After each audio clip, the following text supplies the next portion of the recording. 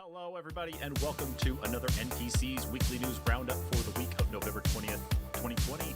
It is Friday. It is, where's my date? It's September 18th, 2020 here to our first story, and this is actually breaking news for all of us right now here, too. Figured this is a kind of a big one to cover, of course, with who it is. Joined via Discord by Kyle because we're in the midst of a pandemic still, and of course, everything is all kinds of crazy. So this thing is a chocker.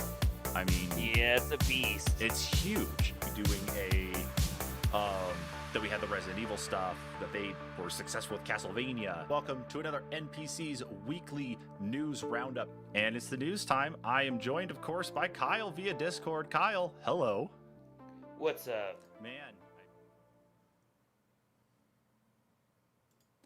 And welcome, everybody, to another NPCs Weekly News Roundup. It is January 22nd, 2021, and in tonight's news, we're going to be talking about the Resident Evil showcase and all the news that came from Capcom and all that about Resident Evil and more. Of course, we're also going to be talking about a Legend of Zelda Ocarina of Time demo found on an F-Zero dev cartridge, and of course, Gabe Newell's in the news. Well, actually, Valve's in the news a couple different ways, but Gabe Newell's in the news actually talking about games coming up from Valve here in the very near future. So, yeah, again, guys, it is January 22nd, 2021, and of course, via Discord, I am joined by the man, the myth, the legend, the guy who figured out his camera, the guy who has some better lighting this week, is Kyle. Kyle, hello. Oh, did I lose you there? Hold on a minute. Oh, hold on. Try talking again. Let me make sure I got you there. Hello? There you are. Okay. Yeah, for some reason, my microphone, like my headset, had completely cut out there. I don't know what happened. But, hi, Kyle. Hey, what's up? Hey, man. It is another week. It is another week full of fun stuff, I suppose. What have you been up to in the world of gaming? I have been trying my best to get through the story of Titanfall 2 as best I can, and I gotta such a good game. Like, it's making me feel really good about playing Apex Legends again, but then I realize also that I'm fighting against a bunch of people who are not controlled by other people, so it's giving me a false sense of security and a false sense of superiority. So I know that if I play Apex Legends later, I'm probably gonna have my ass kicked. But what have you been playing this week? So I played a little bit of Cyberpunk, but I don't know. I've been playing a lot of the Call of Duty Black Ops story. The Cold War story. Oh, yeah, and how's that going? Oh, that's actually really good. Is it? I enjoyed that one, yeah. Is it directly tied in with the original Black Ops 1 story? Like, is it an exact, like, or is it a spin-off of it, kind of like the way the Modern Warfare went with kind of like a retelling? Be honest, I don't even really pay attention to the stories that much anymore. They kind of all bleed together for me. For Call of Duty, yeah, exactly. As long as we don't get any weird throwbacks to like Advanced Warfare or Infinite Warfare or something, I think we're okay. I think Exosuits was a little too far in the world of Call of Duty, but that's just me. Maybe a little too far. Maybe a little too far. I actually think I enjoyed that one as far as gameplay more than the futuristic one, though. The like space one. Yeah, I think that was either Advanced Warfare or Infinite Warfare, because I thought like that was Infinite Warfare. That was the space one. It just seemed like they branched way too far off for what Call of Duty is, and that's why I kind of fell out of like touch with it. And then the new Modern Warfare and Warzone really kind of rekindled it. I just wasn't for me at that point. Anyway, you guys are here to hear about some news this week, and of course, one of the big stories this week actually is our first one here. So coming from Kotaku, and of course reported on by everybody else anyway. Kyle, I don't know if you actually got to watch the whole thing, but there was a Resident Evil showcase from Capcom, and talking about some new things in the world of Resident Evil. Of course, we got Village coming out here soon too. So from Kotaku, Resident Evil Village out for all the new consoles on May 7th. And of course, we'll talk a little bit about the PlayStation 5 demo here shortly. Today, during Capcom's Resident Evil showcase, the publisher announced Resident Evil Village is coming out for PC, PlayStation 5, PlayStation 4, Xbox One, Xbox Series X and S, and Steam on May 7th, 2021. Like Resident Evil 7, Village is played from a first-person perspective. Capcom showed off new gameplay, including our first look at the game's merchant, a man named the Duke. The game also uses an inventory system similar to Resident Evil 4's, letting players move around differently sized objects on a grid. Also announced during the showcase was news of a new demo that'd be exclusive to the PlayStation 5 for now, which Preston did download, and I'm actually curious to know how things went there. The demo stars a character known as the Maiden and will focus on puzzles, and it'll be out later today. So the demo went live, of course, yesterday. That was when the actual showcase was, and it goes on. It went live 6 p.m. Eastern time yesterday. So if you have a PlayStation 5, go and grab it, check it out, and let us know what you thought of it. I know that was kind of a short article there, but there was definitely a lot of stuff talked about in the Resident Evil showcase, though. Kyle, did you happen to catch any of the showcase at all? Did you watch any of it? I unfortunately did not. I wanted to, but aside from the little bit of games that I played, I've been too busy this week. No worries. So let me bring you up to speed on kind of what's going on. So Resident Evil Village, or Village Resident Evil 8, whatever you want to call it, it's really all the same thing. It looks like this takes place sometime after Resident Evil 7. You still play as the main character from Resident Evil 7, Ethan Winters. You're in some sort of town, castle, mansion that kind of harkens back, at least based on the motif of everything, as kind of a mix of what you've seen in Resident Evil 4 for some of the more like second world, third world type countries, along with the tone of things. But everything else is a little bit cleaner, though, especially when you get inside the mansion castle itself, though. It looks like your main antagonist, is the sister of the father from Resident Evil 7. She's some sort of demonic possessed thing that has the ability to, along with her minions of sorts, to change into some sort of like entities that like just split off into a bunch of like flies and move around that way. And it seems like they're able to actually pass that power along to you when they in one of the cutscenes they actually showed in the trailer, is they actually hit you with that in like a scythe or something, or a sickle in a cutscene, and drag you, and are somehow able to kind of use that power on you as well to like push through walls and stuff. So that looked kind of cool. I will say here, because we were joking about it last week, no talk of ray tracing, but definitely this game, based on how dark things looked inside the mansion, it looks like it's going to have some good ray tracing quality to it if it does get it. The thing that interests me is the fact that they're doing Xbox One and PS4 support on it. Yeah, and there was no like crazy things talking about it. There was nothing that said like there was anything special or different about the PlayStation 4 or Xbox One versions. There was they actually literally stuck no time to it at all. It's just that they said it was going to be supported on current gen and next gen consoles.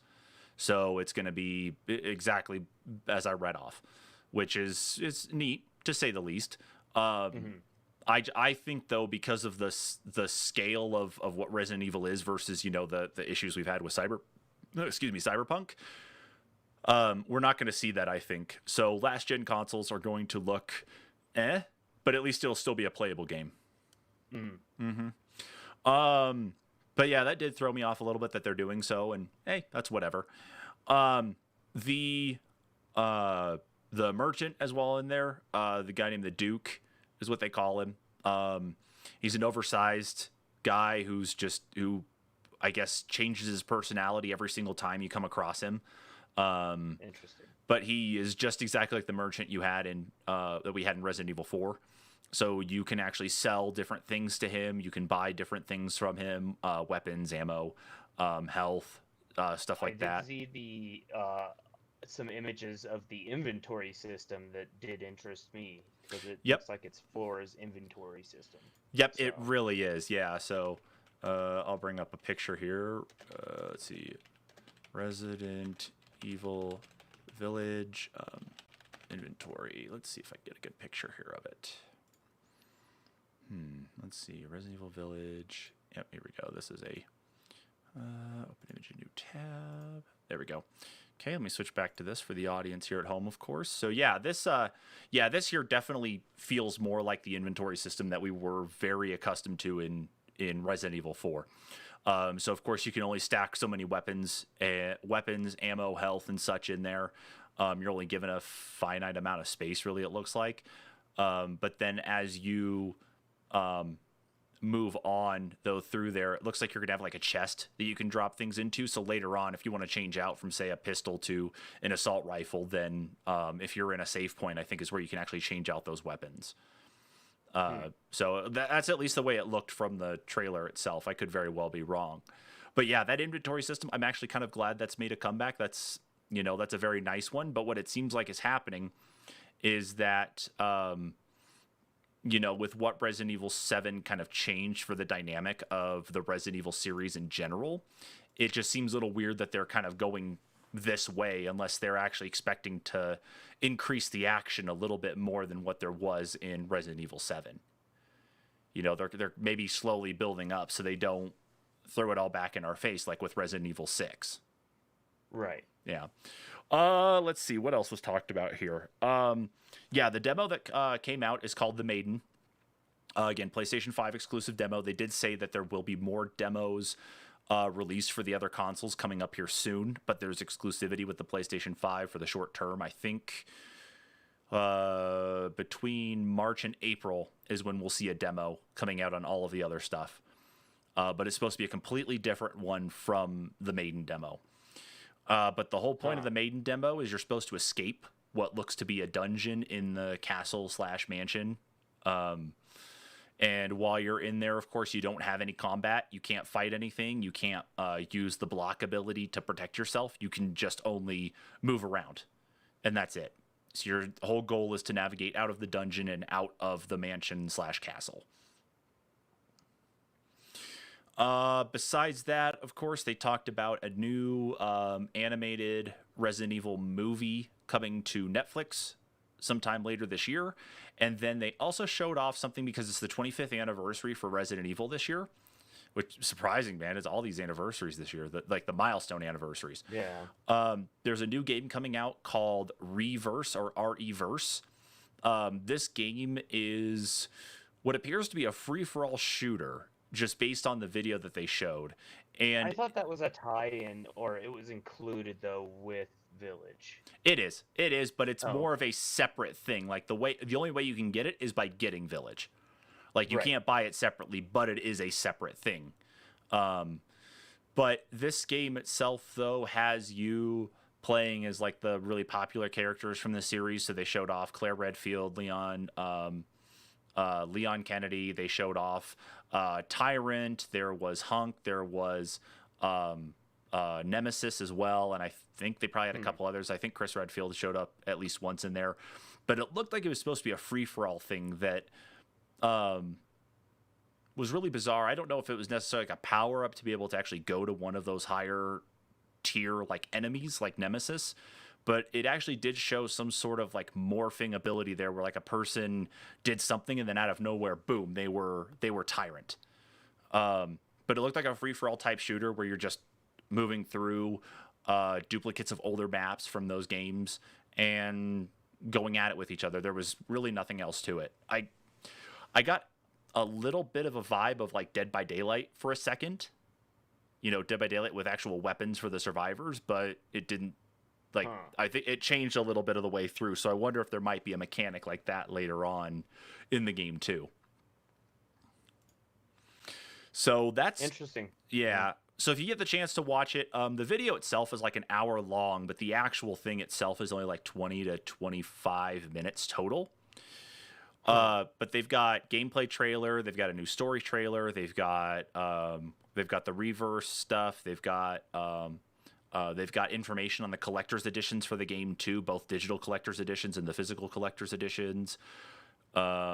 Pre-orders did open up yesterday, so if you want to pre-order the game, you can go ahead and do so now. I think that was really about it. Yeah, the Netflix show. Yeah. So that was everything, at least there on that. But yeah, I would really suggest you go watch it. It's it looks really good. I'll have to check it out after this. You will have to, seriously. So that was on Resident Evil. Now moving on here to our next story, and of course the thumbnail story for today's episode. I have this story here from Eurogamer talking about Zelda Ocarina of Time demo leak reveals Link could once transform into Navi. What's going on here, Kyle? That's bizarre. It is. Um, an astonishing demo for The Legend of Zelda: Ocarina of Time has turned up fresh details on early ideas for Nintendo's N64 masterpiece, such as Link being able to turn it into his fairy Navi. The demo in question was found on an old N64 development cartridge used to hold Nintendo Racer F-Zero X. On further inspection, files related to a 1997 Zelda demo build were also found, partially saved over, but some very much still intact. Details have now been excitedly shared by the Forest of Illusion Twitter account, which is dedicated to preserving lost bits of Nintendo history. Uh, there's lots of there's lots to see. So of course we've got the picture of the demo cartridge in question, or um, the or I guess the development cartridge in question. But the article does go on to say, first up, a series of magical spell medallions, which granted eye-opening effects such as Soul Medallion that let Link become Navi and fly around. Other medallions let Link fly arrow-esque attacks or hide within a cloak of darkness to avoid enemies.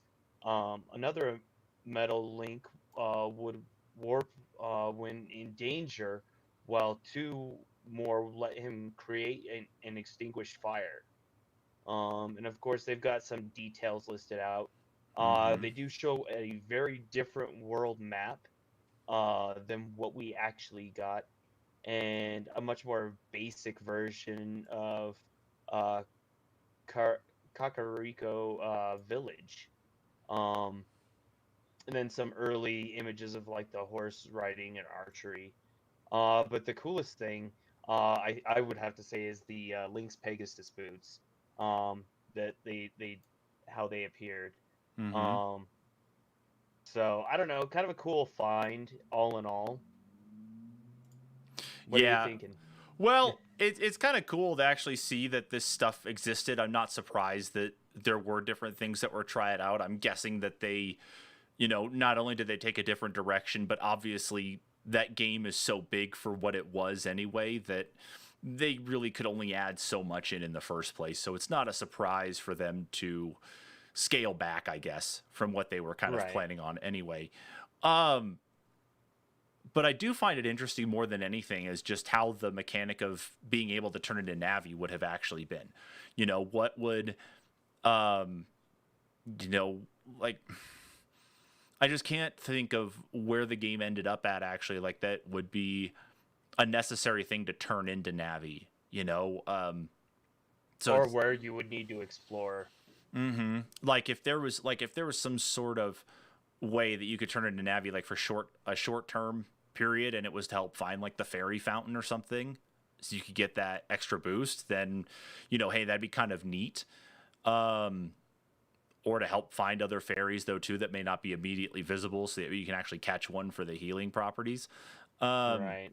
but The article does go on mm, to say that, in conclusion, that in translation text that has been found on the early version, um, that the Deku Tree was actually going to be a prison for the game's fairies. well, shit. So Link would, in turn, set them free. So I would imagine that would be a major aspect of how you would use the Navi gameplay. Mm-hmm. Yeah, that would be I don't very know. interesting. Yeah, for the Deku Tree to go the opposite direction of what he was too. Yeah. Um, hmm, it's very interesting for sure. One thing though that was mentioned, because I looked a little bit deeper on the tweet showing off the development cartridge there. Uh, Mm. the guy actually went and said is that this in no way was part of the Giga Leak either. This was all Yeah. directly. This was all files pulled off of that dev cartridge, so nothing was reconstructed or recompiled using anything Giga Leak here. So that, Mm. in one way or another, is kind of neat to also see. But I'm wondering if there could be a possibility that there could be other files in the Giga Leak that could tie in with this to help maybe reconstruct some of those earlier dev things that they could only get partial stuff from on the dev cartridge. So Right. neat little thing that we might actually see more of. And of course, Alex here has joined us on Facebook and says Link could turn into a fairy in the second NES game, so maybe that's where that was coming from. Huh, okay. Oh. So maybe a continuation of an existing thing into the 3D space. So okay, that's very possible there, Alex. Thank you for that. But anyway, just like Navi, just checking in to make sure that you're still listening. We're going to move on here, of course, to our next story. And this one, of course, is our first one on Valve right now. And Valve and a few others are actually in a little bit of trouble right now with the EU. So this article from IGN, Valve, Capcom, Bethesda fined $9.4 million by the European Union for GeoBlocking. Valve has declined to cooperate with the EU. The European Commission has fined Valve, Capcom, Bandai Namco, Focus Home, Koch Media, and ZeniMax a combined 7.8 million euros, or around 9.4 million US dollars, over the practice of geo-blocking, which the Commission says breaks European Union antitrust rules. Geo-blocking is the practice in which a platform holder like Steam forces users in one country to pay the set video game price for only that country, instead of allowing them to purchase the game somewhere else within Europe where it might be cheaper. In a press release, the European Commission says PC platform Steam and the 5 previously listed publishers restricted cross-border sales of PC games based on geographic location within the European Economic Area. The 5 publishers have agreed to cooperate with the Commission and saw a reduced fine, whereas Valve chose not to cooperate and was fined over 1.6 million euros, or 1.9 million US dollars. Today's sanctions against the geo-blocking practices of Valve and the 5 PC video game publishers serves as a reminder that under EU competition law, companies are prohibited from contractually restricting cross-border sales. Executive Vice President Margrethe Vestager said in a statement on today's fines. Such practices deprive European consumers of the benefits of the EU digital single market and the opportunity to shop around for the most suitable offer in the EU, Vestager added. Valve was previously fined Australian $3 million by the Australian Competition and Consumer Commission in 2016 over what the country said was false or misleading representations under the Australian consumer law with Valve's refund policies. So Valve themselves are in at least a little bit more trouble than everybody else because they decided not to play nice with it. I guess Valve did have a comment on this. I can't remember where I was reading it at exactly, but it was basically just saying that we disagree with this, but they're making some type of changes, and I don't know necessarily what. I don't know what rules are necessarily in place that they worked out with publishers and developers for putting games out there and that, but this doesn't necessarily look like it's like blocking a game from purchase, but it's just blocking a cheaper copy of the game from purchase, and that's it. So you might have to pay $70 for Cyberpunk in the UK, but you can get it for $60 out of Germany, even though the UK is not part of the EU anymore, but we're not going to, I don't have time for geopolitics right now, Kyle, so don't even start me. But for Valve to, I guess, kind of fight back on this a little bit is very curious to me. I don't know why necessarily they would, but... Yeah, I don't know why they would either. Especially, being such a big company, being basically the masters of all internet sales of games, or the majority of them. Why would they? Yeah, I'm trying to find... Yeah, and I'm trying to find the actual statement from Valve, because I read it in a different story here. Let's see. Trying to find the actual statement from them because it wasn't like anything crazy.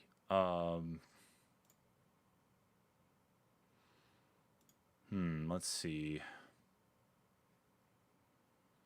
Let's see. Their statement was, during the 7-year investigation, Valve has cooperated fully, providing all requested evidence and information to the Commission. We disagree with these findings and plan to appeal the decision.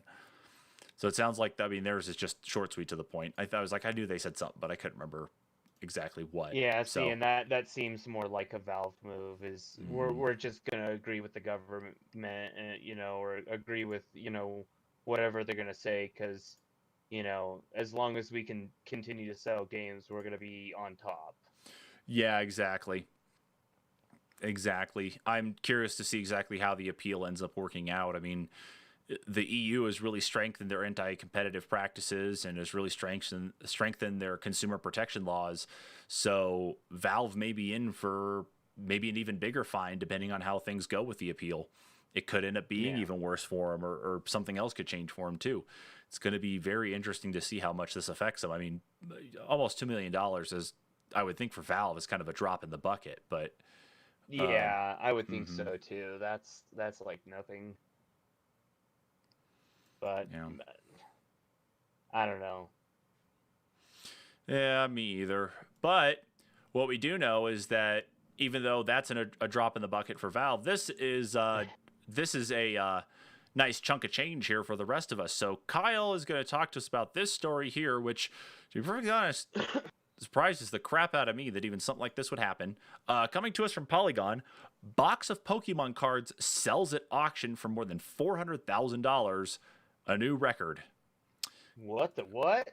Yeah, agreed. So what the hell is going on here, Kyle? A new record high for an unopened box of first edition Pokemon cards has been set at $408,000. The sale was handled January 15th by Heritage Auction, the same company that brokered another record-breaking Pokemon sale in November. The Pokemon trading card game, Pokemon TCG, first launched in 1996 and was originally published in the United States by Wizards of the Coast, the same company behind another collectible card game, Magic the Gathering. It pits two or more trainers against one another in a traditional Pokemon battles, but with cards instead of digital pocket monsters. Cards are traditionally purchased in blind booster packs or on the secondary market. Like Magic, the original Pokemon TCG is still in print. You can find it for sale at your friendly local game store, big box retailer, and online. But the secondary market, especially the speculative market for unopened first edition booster packs, is red hot, spurred on by social media hype, Logan Paul, and even freewheeling cryptocurrency investors. The most recent run of record sales kicked off in October when rapper Logic put down $183,000 for a Charizard, a cumulative most recent with a $375,000 deal that fell apart live on YouTube.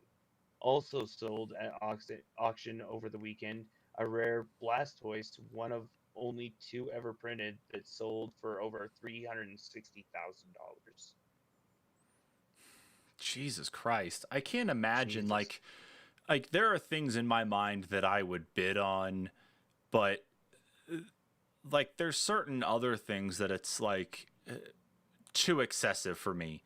Like But I think part of the popularity and the drive for the expense of these cards was driven by people all of a sudden just famous people in particular all of a sudden going, oh my god, I need this one card, or I need to do a thing where mhm. I open a first edition pack of these cards. So I think that's Yeah. part of it. Well, like I'm on the auction site here right now just to see what else there is.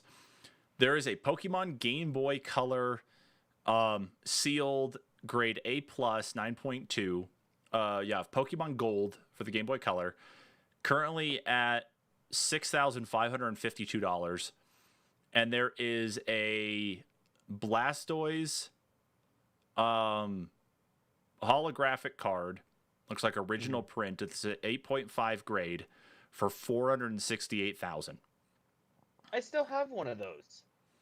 Like this is one where it's like it's It's in a called, box. yeah, I don't even know what like any of this stuff means here. I'd have to look a little closer there. But like a Pokemon Red sealed in this case here at an A plus plus 9.8 is $109,000. Like Jesus. there's stuff on here I'm seeing that is just like holy fuck, dude. Uh, uh, Yeah. I don't know what else to say. I don't have the kind of money to ever spend on this. Like, it makes me wish that I had never had my Pokemon cards stolen. I could have paid off my house by now, probably. Um, but yeah, it's just so much, honestly. I just don't know what. So weird.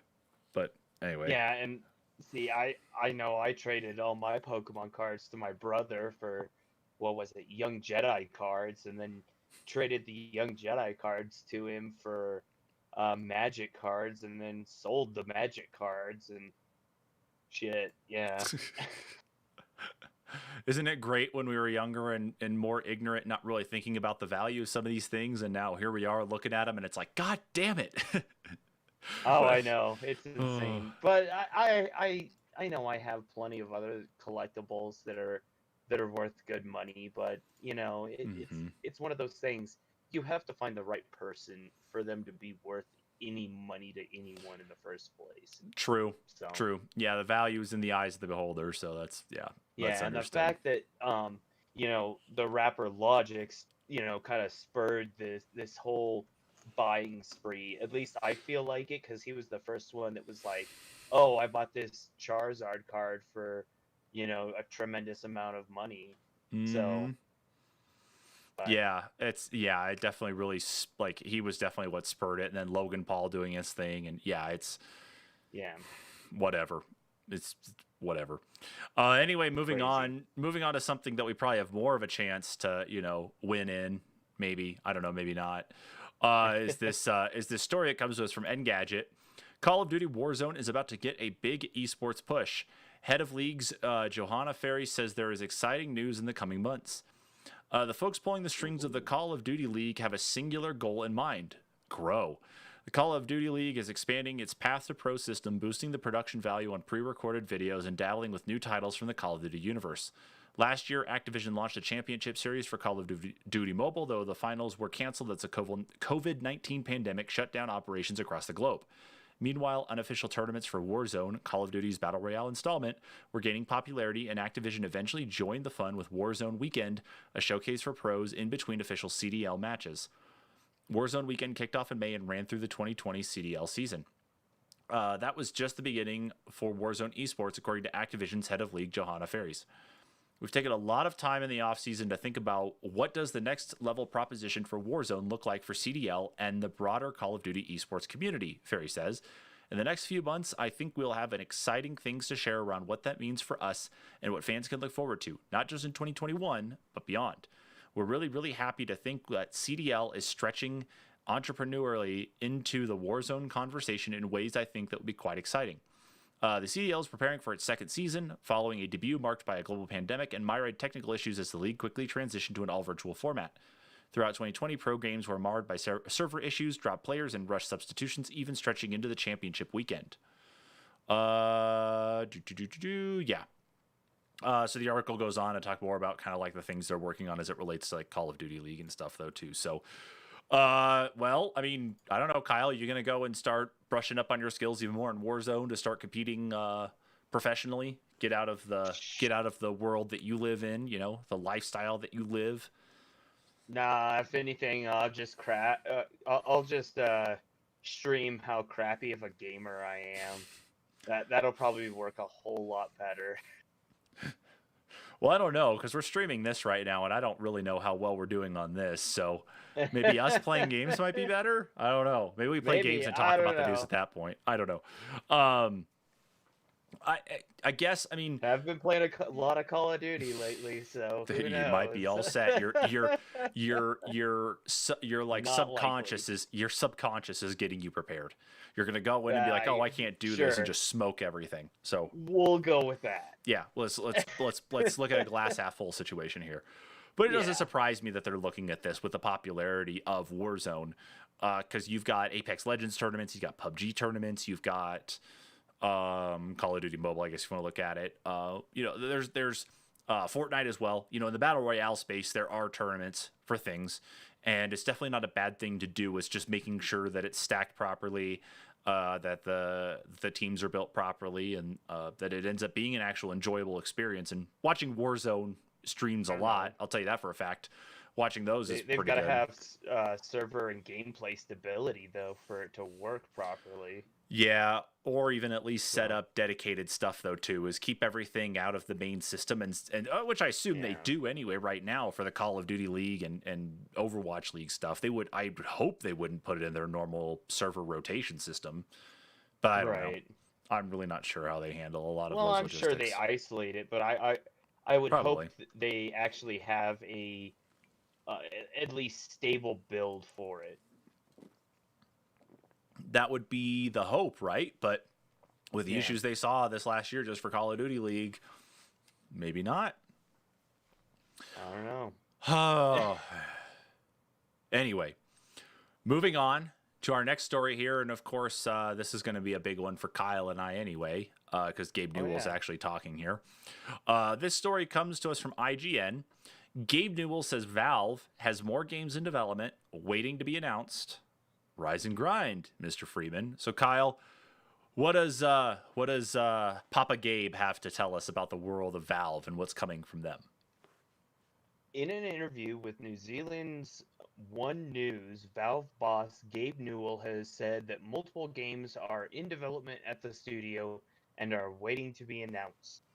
The Valve co-founder has been staying in New Zealand during the COVID-19 pandemic after taking a vacation there following the launch of Half-Life Alyx.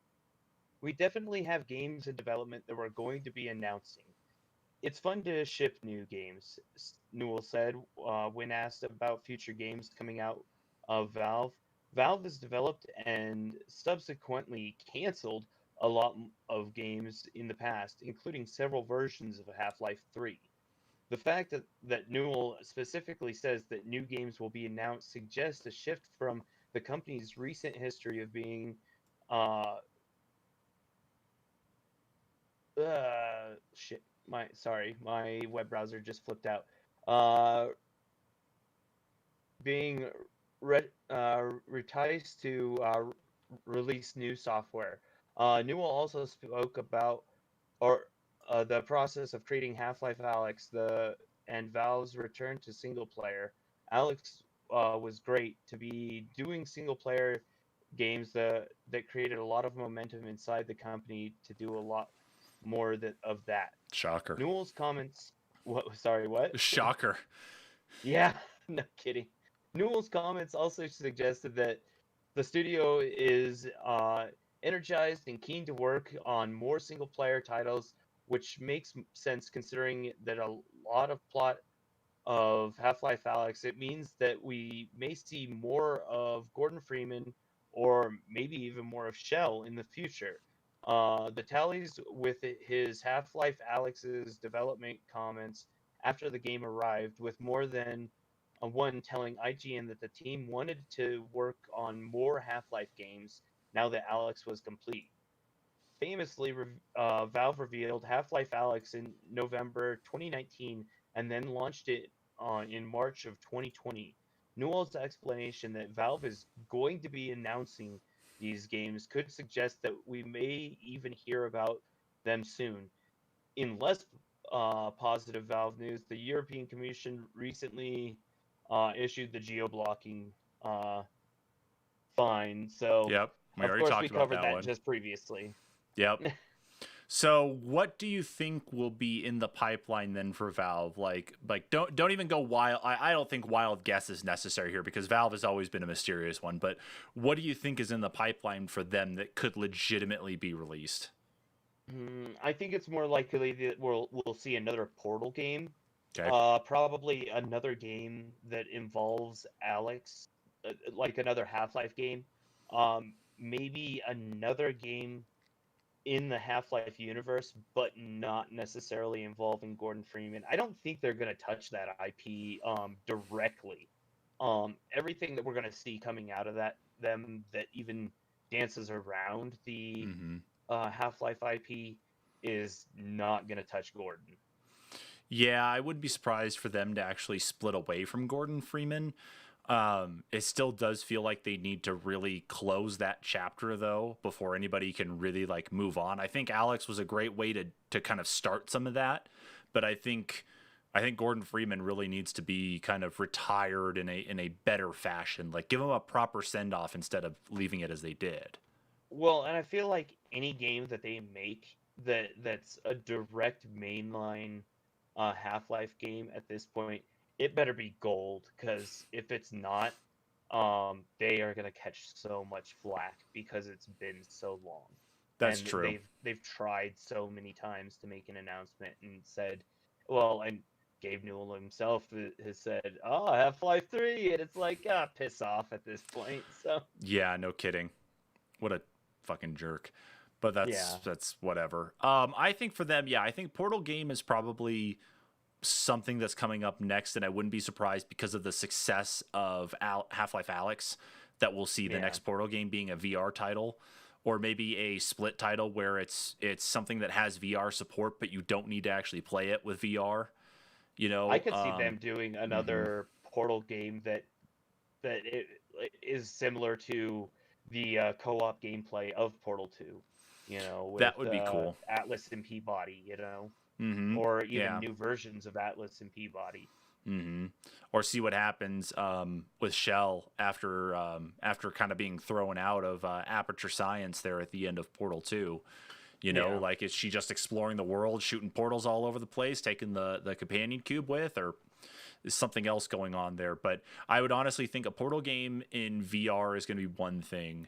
Hmm. Um, but that one, I think they're going to have to exercise some real extreme caution for, because you're talking about being able to shoot portals all over the place and the disorienting effect of like jumping through a portal while wearing a VR headset, and your whole perspective changes. I think you're going to see a lot of people with motion sickness issues and collapsing and hurting themselves. I seriously, like, I know VR is pretty dangerous in that regard anyway right now, but imagine Well, offering something like I that. just, you say that, and I just think of like the having to do the terminal velocity to get the achievement, and going through the portals so fast, looking Hmm. down just to go through the portals and make Yep. it accurate. And it's like, oh my God, if you're Yeah. in VR, Yeah, you're holy gonna suffer. crap. Yeah, and Alex hits us up again here on Facebook saying an outfit called Project Borealis has been working on a fan conclusion to Half-Life 2 chapter for a while. Haven't heard anything for a while about it, but some of their demos are impressive. I have not actually looked at any of their stuff. I'm aware of them working on things, but I haven't seen any of their stuff. Of course, Project Borealis, for anybody who's listening right now, Borealis is the name of the ship that was found um, in the very lower levels of Aperture Science in Portal 2, and is a ship that. Um, which episode was it you come across it in? Is it Half-Life 2 episode 2 or 1? I think that's The in two. Borealis. Okay. Because then the ship, of course, shows up after there was that kind of release of a script for Half-Life 3, or a synopsis for Hmm. Half-Life 3 that said, the Borealis ship was found in like the Antarctic, and that was where Half-Life 3 was supposed to really kind of be pushing, was towards there. So that's the whole reasoning behind the name, but they're another one to definitely check out. So thanks for that one, Alex, for sure. But of course, we wait in perpetuality for some sort Yup. of thing there. So let's move on here to potentially our last story. Unless Kyle actually dropped the other link here on this one. Nope, we actually do have one more after this one. Yep, I Um, did. Attaboy. All right. So this story here comes to us from Games Radar. And Kyle, I'm a little disappointed in you for this one, but it's okay. It's not necessarily your fault. Fall Guys is not coming to Xbox Game Pass, Devolver Digital says. The Xbox Game Pass Instagram account recently said that Fall Guys is coming to the service, but the game publisher Devolver Digital quickly shut down this claim on Twitter. Responding to one follower's reply, the Game Pass account simply said it's coming with regards to Fall Guys on Game Pass. The Verge reporter Tom Warren shared this exchange on Twitter, and Devolver quickly responded to it, simply saying that that's incorrect. In another reply, the publisher clarified that Fall Guys is not planned for the PC or Xbox version of Game Pass. The official Fall Guys Twitter also joined the conversation, so there's clearly no confusion between developer Mediatonic and Devolver. In a separate tweet, the Fall Guys account explained that there's been been a bit of a mix-up. Fall Guys is not coming to Xbox Game Pass. Xbox has seemingly deleted its original Instagram reply, but the Game Pass Twitter has not issued any sort of update. Communication breakdowns aside, while Fall Guys isn't coming to Xbox Game Pass, it technically still possible that the game show Battle Royale is coming to Xbox itself based on the targeted wording of Devolver and Mediatronic's tweets. We don't have any official word on this, but after a runaway launch on PlayStation and Steam, it'd be strange for Fall Guys to expand to a new platform. Or it wouldn't be strange for Fall Guys to expand to a new platform. That said, it would be strange for the Game Pass Instagram to mention a general Xbox release. We've reached out to Devolver and we talked. Okay, so they've went and reached out to them, but whatever. So yeah, Kyle messaged me about this on Wednesday or Thursday, and of course he's like, "Hey, cool! Did you see that Fall Guys is coming to Game Pass?" And I'm like, no, but that's awesome." And then sure enough, initially, and I had just a few weeks ago, exactly like 2 weeks ago, actually, got my Twitter account back open again because I had lost the password and I was having all sorts of problems recovering it. And I was following whoever it was that originally tweeted it, and I was like, oh, that's kind of cool, or at least someone that had done a retweet that Xbox had kind of said, "Oh, it's coming," and I'm like, "Oh, that's pretty cool." Yeah. But go figure. Unfortunately I didn't think to add Devolver to my Twitter account, even though they're like my favorite publishing company. nah, it's whatever. It's just funny is all it is that it's like you text like you send me that and then I go and like start getting the stuff ready and it's like, ha, nope, it's not coming out now. It's like, Yeah. fuck. So I'm not necessarily hurt about it. It's whatever, But that doesn't necessarily mean that it won't come to Xbox True. Game Pass. I Very mean, true. Granted, Sony does still have the exclusivity on it for consoles, I want to say, but for how long? And how many other Devolver digital games are on Game Pass or have hit the rotation for Game Pass? That's So, true.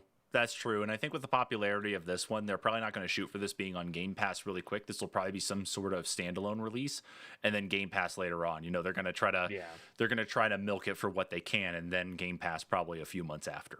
So, yeah. yeah. Anyway, let's wrap up here with our new last story of the night because Kyle reminded me of this one. This comes to us from Kotaku. Mortal Kombat player disqualified from tournament for criticizing developers. Kyle, what the hell did this guy say to NetherRealm to get himself kicked out of this tournament? During an official Mortal Kombat 11 Pro competition tournament on January 16th, finalist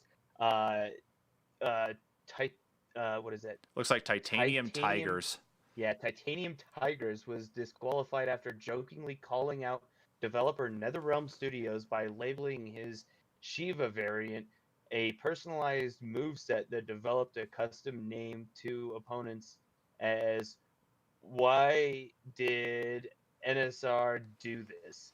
The disqualification made for an awkward moment on the stream when the official broadcast cut away from the top 8 match after just a few minutes. Commentators House Husam and Mitsune's Chief and Miguel Darth Arma Perez were left fumbling for words to explain what happened. Unfortunately, it looks like we have a little problem here, and someone is being. We got a situation. Perez told viewers while he and his partner appeared to listen to producers in their headphones. I don't know what we can publicly say, but we definitely have a situation here. Shortly after, Perez said that Titanium Tiger's opponent would be advancing despite the match having not been officially decided. No reason was given, but Perez went on to remind everyone to abide the rules. Everybody's got to be respectful, implying that there was the reason Titanium Tigers had been disqualified without coming out and saying so. NetherRealm Studio and parent company WB Games have not responded to Kotaku's response for comment. The variation name Titanium Tigers told Kotaku was supposed to be very mild criticism of Shiva's strengths. It was meant to be funny since the character I was using is basically extremely easy. Titanium Tigers explained to uh, Kotaku via DM. The joke was, why would they make such an easy character? Shiva had been a hot topic in competitive Mortal Kombat 11 lately due to her Dragon Drop Stomp attack. Titanium Tiger says that move, which is unblockable, can be used in just about any situation to put Shiva in a more favorable position. It's become such a problem that the top players have dedicated entire videos to explaining how to beat out this one attack. Titanium Tigers and his opponent weren't told about the disqualification immediately and continued playing their set-off stream for a few minutes. After being notified, he was allegedly left in the dark as to why he had been disqualified and wasn't given a chance to rectify or challenge the situation. Titanium Tiger says that the tournament moderator has since told him that the decision had to do with the variation name. They banned me in the very first match where I used the name. Titanium Tiger said no opponent uh, or no opportunity to change the name was given, and no one reached out to me. I I'd have changed it instantly if I had been given the option. While the official pro competition rules don't specifically mention these kinds of protests, the code of conduct section does give the organizers discretion to disqualify players for just about any reason. Since the disqualification, the hashtag why did NSR do this has spread throughout the Mortal Kombat community on Twitter, and Titanium Tigers told Kotaku he's received a bunch of support from fellow players who disagree with the decision. He also said problems with Mortal Kombat 11 and last Oh, week's look at that. Getting out disqualification of the won't way of keep the him from stomp playing here. in the Look at a future nice little tournaments. punish, but Titanium Tigers Hmm. does make him Oh, it bleed does have a here. little bit more. It's a pro competition, and I'm a He's bleeding competitive all over the player. place. Titanium Every bit that Tigers he moves. Looks explained. like we got a I bad might hate transition how they here. do I things, lost but at the end of the day, it's their game, and I don't have any other options. Nice. So unfortunately, looks like we have So, a little problem here, and someone is being. Hmm. kind of crummy. So we got a I situation. mean, Yeah. he was just kind of calling him out, but I mean, I feel like he knew he was, you know, going against the code of conduct for the tournament by changing his name. So I don't know. There's that too. Yeah, that's kind of a pain in the ass there on that one. I understand. It's just it's funny to think about that. That's kind of a problem for them, I guess. That there's some Mhm. criticism there. Like if it's been leveraged and laid out for them to say, hey, you guys have a problem here. You have an issue here. With this character, you need to go back and rebalance her. Then it's like, why aren't they listening and why aren't they going and doing that? So while you were talking there, I actually pulled up a YouTube video that was embedded in the article showing Shiva actually using that dragon drop. Mhm. It actually, or dragon stomp. I'm sorry if that I mixed up the name already. Showing it, and actually it seems like it doesn't matter if a character actually, like, as soon as you jump in the air, it doesn't seem like if a character shuffles out of the way, you end up actually behind them and relatively close. So if you're quick enough, and we know how these these competitive fighting game players are, you're quick enough, you Mhm. can really change the entire dynamic of the map, or the entire dynamic of the fight. So Huh. it's not necessarily a surprise that there's a problem here. And it's like, it just sucks that it came to this point that they banned somebody, and now it's like, okay, there needs to be something else that's going on here, or at least they just disqualified Right. him from the match. It looks like there's other ones they could play on though too, and hopefully he won't go back and name any of his characters the same way like he did last time. But I think at the end of it all, NetherRealm needs to actually fix some stuff. The realm Right. actually needs to go look at the character and look at the actual combo to see what needs to change, because that's if I was playing a fighting game and the person kept on spamming it to get behind me and I couldn't really do anything, then I'd be pretty pissed off. Yeah, Yeah. so would I. And I mean, if it's competitive players that, they're the ones that are actually competing for money, you Mm-hmm. know, uh, against other players, in this format. I think the developer would want to listen to these players and say, hey, maybe these guys are right. If someone can all of a sudden just change this character and turn around an entire tournament, almost to like, eh, almost as like a throw move, Mm-hmm. it's unfair. Well, what they need to do is they need to treat it the same way almost, I think, like they do with Overwatch League, is that Overwatch League this last season introduced character rotations where they'd actually pull out characters that Hmm. couldn't be played for the competitive scene. So you might lose 3 characters based on the way, the meta's been going. So that way it helps to kind of refresh and change the dynamics around so stuff doesn't get stale. That may be something that the fighting scene needs to really look at, and not just Mortal Yeah. Kombat, but Super Smash Brothers. You need to look at Street Fighter, all that. Well, Smash Brothers maybe not so much because their roster is like at least 80 characters now, so there's at least enough Yeah, and there. they But do have a few characters that are outlawed in tournament mm-hmm. play, like i.e. Meta Knight, Right. but Right. So it's not yeah, like it's not impossible. It's just they really need to sit down and review that before they carry on with any other tournaments. It's right. like, okay, if we see this as a or if people are telling us this is a problem and these are our pro people playing it, then maybe we should really listen to them and consider it. But what do I know? I'm just here doing the news. Anyway, well, I take that back actually. We were doing the news because that was our last story of the evening. So, with all of that talked about, it's been another busy week in the world of video games. Of course, it's always going to be busy this next week, too. So, for those of you watching with us tonight, providing your commentary and more, thank you so much for sticking around with it all. If you're watching us on Facebook, you make sure to hit that like button and make sure that you're following us here on Facebook. If you're watching us on YouTube, you make sure to hit that subscribe button and that notification bell so when we go live, you get a notification pretty damn quick. Plus, with any other video that we also send up on YouTube, you'll also get a notification when that becomes available. So please make sure to do that for us. We greatly, greatly appreciate it.